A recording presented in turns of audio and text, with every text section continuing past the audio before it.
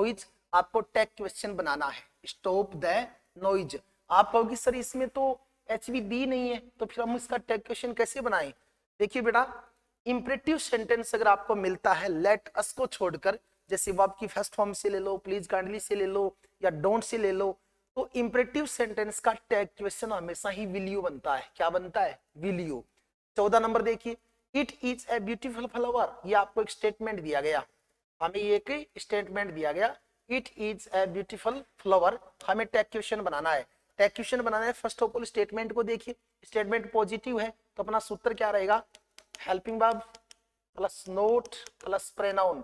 और ये मैंने बता दिया कि नोट की कॉन्ट्रैक्टेड फॉर्म लगेगी, जैसे डिडंट, ऐसे नहीं लिखते, डिड नोट लिखा जाएगा, गलत होगा। जैसे डज के साथ नोट लगाना है तो डजंट नोट, डज नोट ऐसे नहीं लिखना है, इसको कहते हैं कॉन्ट्रैक्टेड फॉर्म ऑफ वर्ब। तो देख लीजिए इसमें वर्ब क्या आया? इज आया। प्रोनाउन क्या आया? इट आया। तो अपना आंसर क्या हो गया? इजंट इट हो जाएगा। इज इट तो हो नहीं सकता क्योंकि ये तो पॉजिटिव है, तो नेगेटिव बनाना है। इजंट फ्लावर भी नहीं हो सकता क्योंकि फ्लावर इस सेंटेंस का सब्जेक्ट नहीं है, तो ये इनकरेक्ट हो जाता है।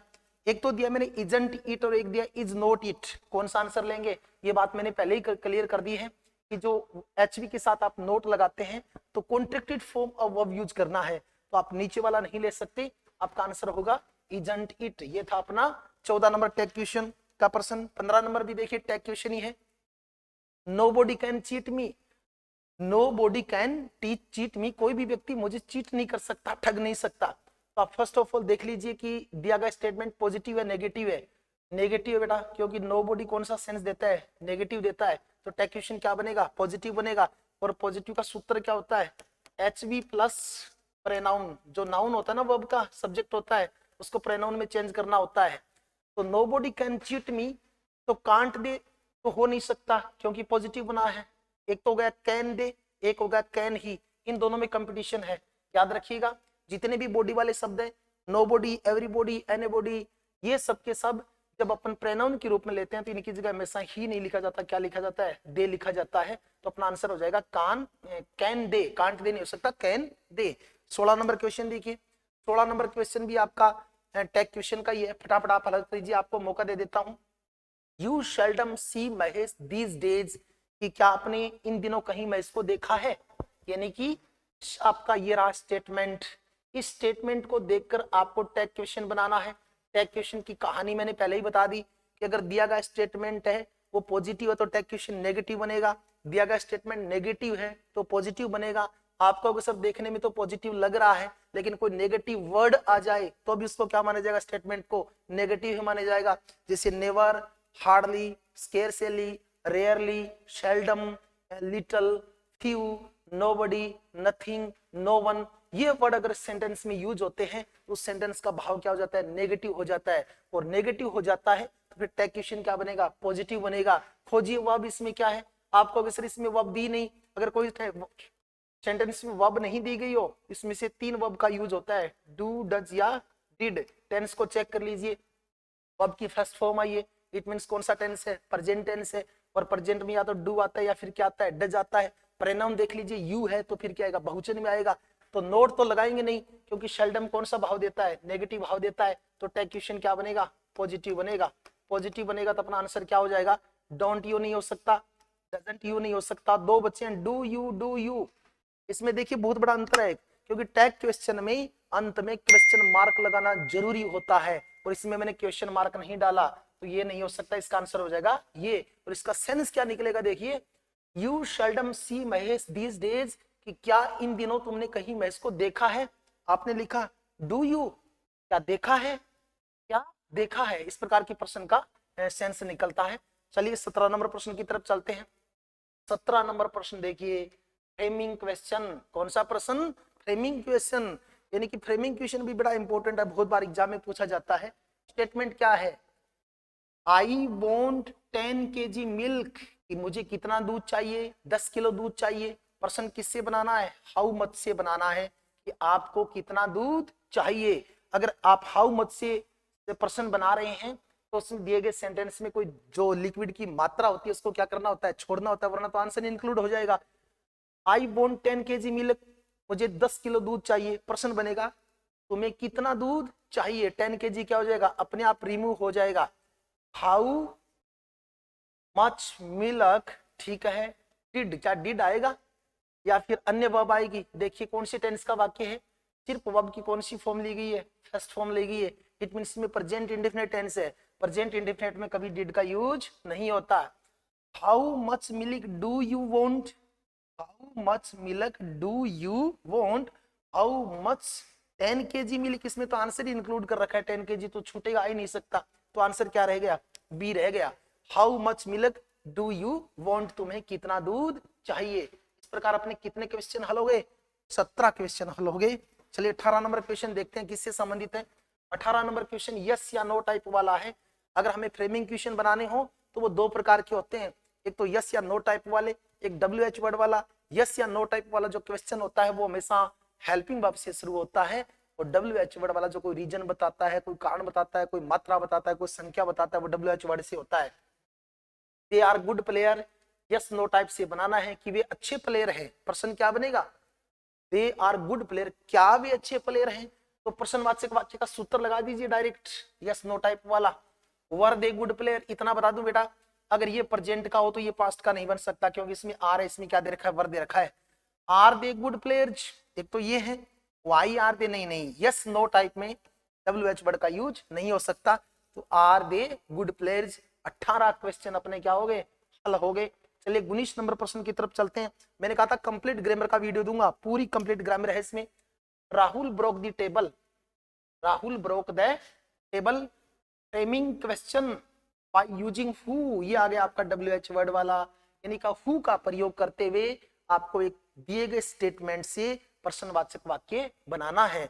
यदि हमको WH वर्ड हु से प्रश्न बनाना हो तो दिए गए स्टेटमेंट के सब्जेक्ट है उसको हमें हटाना पड़ता है, क्योंकि उसके बारे में क्या पूछा जा रहा है, प्रश्न पूछा जा रहा है। राहुल ब्रोक द टेबल, कि राहुल ने टेबल को तोड़ा, प्रश्न आएगा टेबल को किसने तोड़ा था, तो राहुल ने तोड़ा, तो राहुल तो ऑटोमेटिकली छूट जाएगा। तो पहला आंसर कहता है हु ब्रेक्स द टेबल, क्या सही है ये आपकी नजर में, क्या सही है, आप कहेंगे नहीं सर, तो फिर सही क्यों नहीं है, बताइए मुझे फटाफट, क्यों नहीं है सही, क्योंकि वहां वर्ब की सेकंड फॉर्म है, कौन सी फॉर्म है, मतलब पास्ट इंडेफिनिट है, यहाँ पे कौन लगा रहा हूँ, फेस्ट लगा रहा हूँ, गलत है। बाई होम, हु का बाई होम तो पैसिव वॉइस में होता है, इसमें हो ही नहीं सकता। Who broke the table, who broken the table, देखिए कौन सा होगा, who broke the table, who broken the table, broken तो नहीं हो सकता ना, सेकंड फॉर्म होती है who broke the table, table को किसने तोड़ा। 19 क्वेश्चन हल हो गए। 20 नंबर क्या कहता है, change into indirect speech, direct speech का वाक्य दिया है, आपको किसमें चेंज करना है, डायरेक्ट स्पीच में चेंज करना है। देखिए वाक्य क्या कहता है, the teacher said to the students, अध्यापक ने बच्चों से कहा, be polite in your speech, अपने भाषण में पोलाइट रहे, विनम्र रहे। अब मैंने the teacher asked the students, यहां तक के वाक्य को हल कर दिया है, क्योंकि ये प्रश्नवाचक सॉरी इंपरेटिव सेंटेंस है, इंपरेटिव सेंटेंस में आस्क्ड का भी प्रयोग हो सकता है। The teacher asked the students, की टीचर ने बच्चों से कहा या पूछा। अब आपको ये तय करना है कि नेक्स्ट में कौन सा आएगा, to be polite in your speech, हाँ ठीक है, इंपरेटिव सेंटेंस है, कौन सा है इंपरेटिव, तो कंजक्शन क्या लगा दिया, टू लगा दिया, टू के बाद हमने क्या लगा दिया, बी लगा दिया। पोलाइट सही है, इन, क्या ये योर सही है, क्या योर सही है, क्या ये सेकंड प्रोनाउन नहीं है, सेकंड प्रोनाउन को चेंज किया जाता है, इट मींस ये तो सही नहीं हुआ। दूसरा क्या कहता है, to be polite in speech, यानी कि योर को छोड़ ही दिया, ये प्रोनाउन छोड़ तो नहीं सकते ना, तो फिर ये देखिए ये सेंटेंस क्या कह रहा है, the teacher asked the students to be polite in. अब देखिए ये जो योर है ना, योर, इसको किसके अनुसार चेंज करेंगे, रिपोर्टिंग वर्ब के सब्जेक्ट के अनुसार। स्टूडेंट्स बहुवचन है और यहाँ पे योर कौन सा केस है, ये पॉजेसिव केस है, तो स्टूडेंट्स का क्या जगह देर हो जाएगा, to be polite in their speech, ये बिल्कुल से करेक्ट आंसर है इसका सी। कितने क्वेश्चन हल हो गए, 20 क्वेश्चन हल हो गए। चलिए 21 नंबर की तरफ बढ़ते हैं। 21 नंबर क्या कहता है, 21 नंबर सेंटेंस भी स्पीच का है, 21 नंबर सेंटेंस भी किसका है बच्चों, स्पीच का है। चलिए फटाफट देखिए आपका आंसर क्या आने वाला है, फटाफट पढ़ लीजिए वाक्य को, क्या वाक्य दिया गया है आपको, आंसर इसमें क्या आना चाहिए, क्या होना चाहिए। My neighbour said to me, मेरे पड़ोसी ने मुझे कहा, I am going out for a few days, कुछ दिनों के लिए मैं बाहर जा रहा हूं। आंसर क्या दिया मैंने, my neighbour told me that, अब की बार मैंने कंजक्शन तक उत्तर दे दिया, नेक्स्ट आपको बताना है। माई नेबर सेड टू, की जगह सिंपल सेंटेंस से टोल्ड आ गया और सिंपल सेंटेंस से कंजक्शन क्या आ गया, दैट आ गया। अब इतना वाक्य बचा है ना ये, आई am going out for a few days, इसको आपको इनडायरेक्ट स्पीच में कन्वर्ट करना है।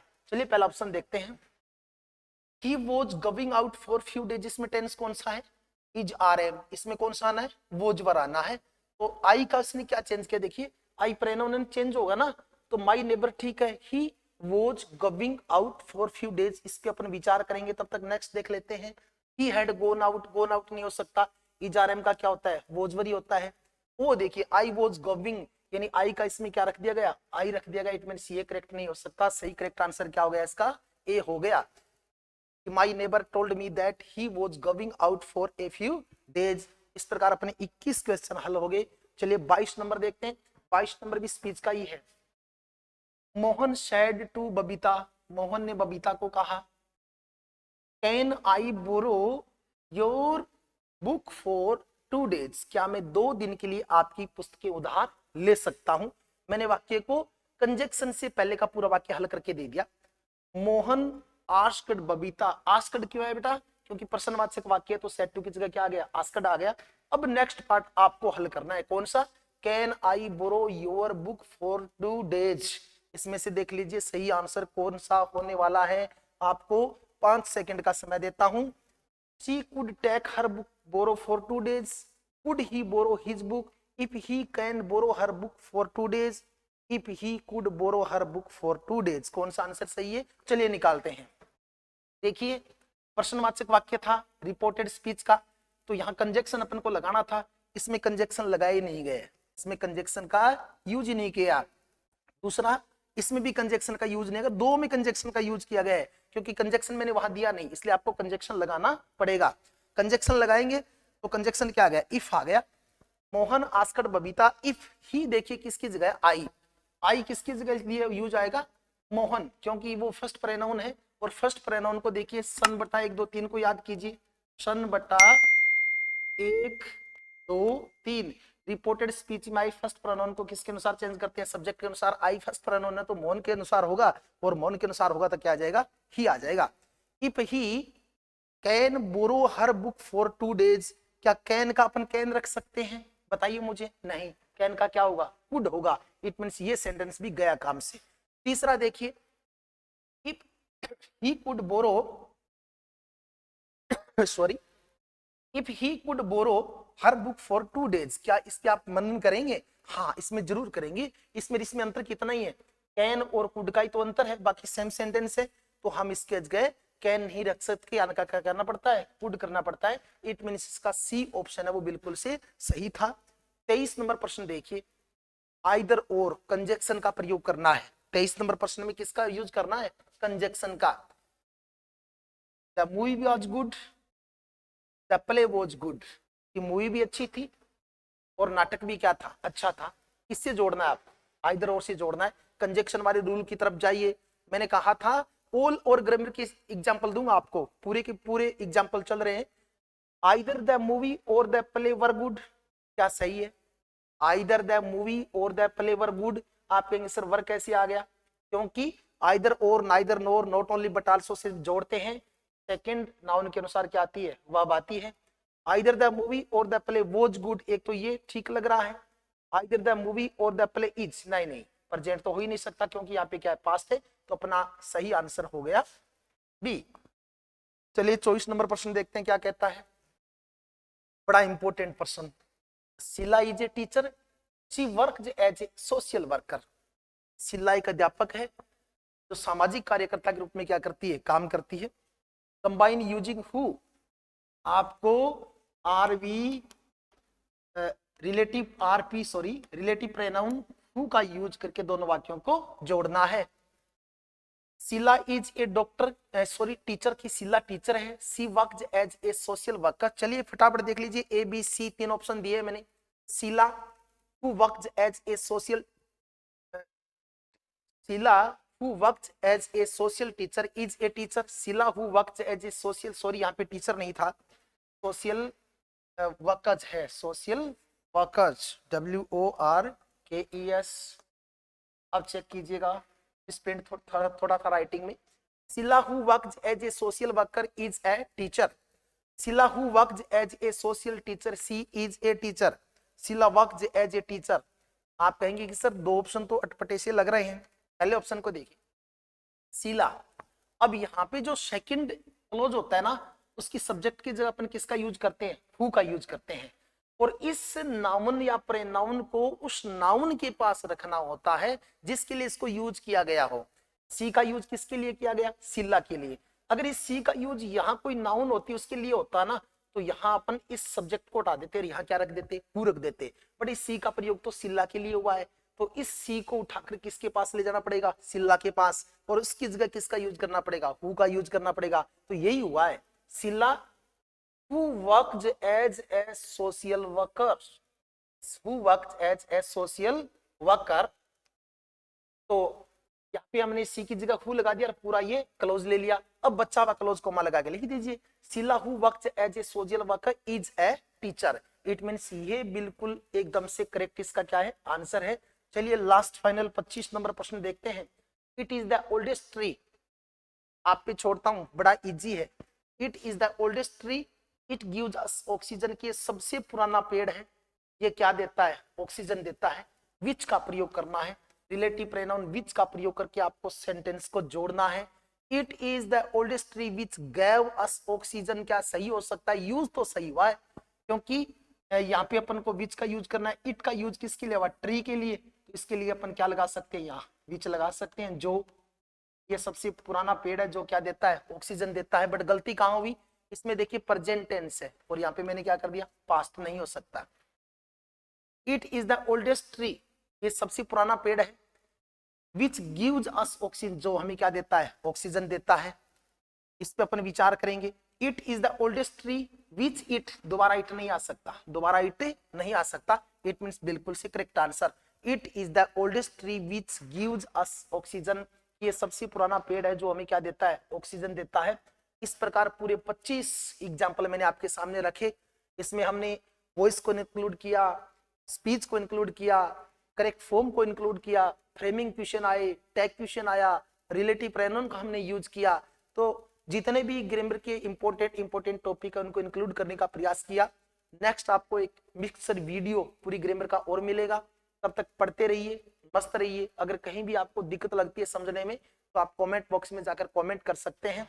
तब तक जय हिंद,